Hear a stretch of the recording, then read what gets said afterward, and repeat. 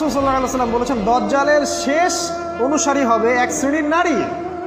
মাশাআল্লাহ, দাজ্জালের শেষ অনুসারী হবে এক শ্রেণীর নারী।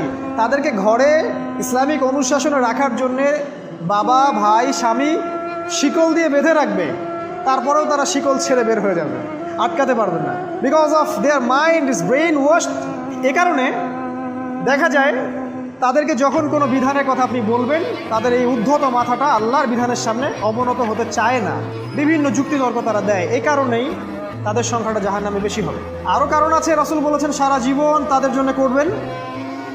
স্পেশালি তাদের উদ্দেশ্য করে বলছি যাদের অ্যাফেয়ার আছে। যতই করেন, যত কিছুই করেন না কেন, আপনি যদি তাকে ভোগ বিলাস এবং পার্থিব সুখ শান্তি দিতে না পারেন, সে আপনাকে চিনবে না এক সময়।